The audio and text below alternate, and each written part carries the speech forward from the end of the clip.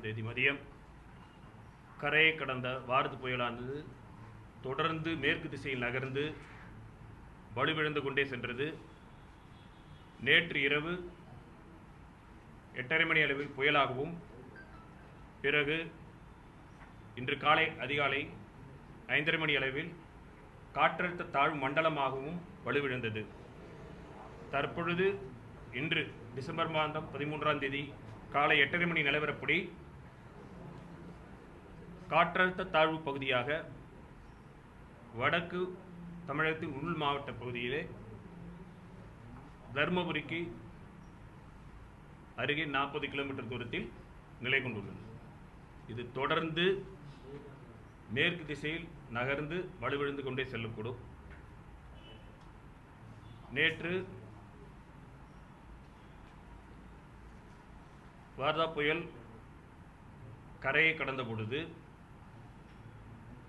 நுங்கம்பாக்கத்தில் பதிவான காற்றின் வேகத்தின் அடிப்படையில் மேற்கு பகுதி கடந்து சென்ற பொழுது அதிகபட்சமாக 114 கிலோமீட்டர் பெர் மணிக்கு 114 கிலோமீட்டர் வேகத்தில் அதிகபட்சமாக காற்று வீசியது. இது மேற்கு பகுதி நகர்ந்து சென்ற பொழுது. கிழக்கு பகுதி நகர்ந்து சென்ற பொழுது அதிகபட்சமாக 72 கிலோமீட்டர் வேகத்தில் காற்றின் வேகம் பதிவானது. இது நுங்கம்பாக்கத்தில் பதிவானது. இதை விட அதிகமாக இருக்கலாம். மற்ற காற்றின் அழுத்தம் பதிவான பொழுது நேற்று காலை நுங்கம்பாக்கத்தில் 10 மணிக்கு 1000 ஹெக்டா பாஸ்கலாக இருந்தது. மதியம் 1000 ஹெக்டா பாஸ்கல், அது ஒரு யூனிட். ஹெக்டா பாஸ்கல் அப்படிங்கிறது ஒரு யூனிட்.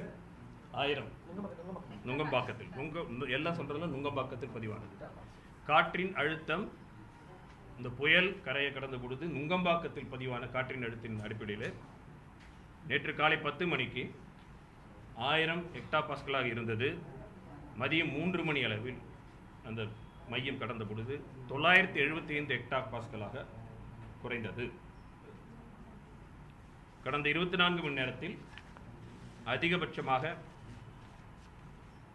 சத்யபாமா பல்கலைக்கழக வளாகத்தில் 38 சென்டிமீட்டரும், கேவிகே காட்டுக்குப்பத்தில் 34 சென்டிமீட்டரும் பதிவாகியுள்ளது. அடுத்து வரும் 24 மணி நேரத்தை பொறுத்தவரையில் வடக்கு உள் தமிழ் மாவட்டங்களில், அதாவது கிருஷ்ணகிரி, தர்மபுரி, சேலம், நாமக்கல் உள்ளிட்ட வடக்கு உள் தமிழக மாவட்டங்களில் பரவலாக மிதமான மழை பெய்யக்கூடும். ஓரிரு இடங்களில் கனமழை இருக்கக்கூடும். சேலம், நாமக்கல் உள்ளிட்ட வடக்கு உள் மாவட்டங்களில் பரவலாக மிதமான மழை பெய்யக்கூடும். அநேக இடங்களில் ஒரு சில இடங்களில் ஓரிரு இடங்களில் மிக கனமழை பெய்யும். சென்னைக்கு பொறுத்தவரையில் வானம் மேகமூட்டத்துடன் தான் இருக்கும்.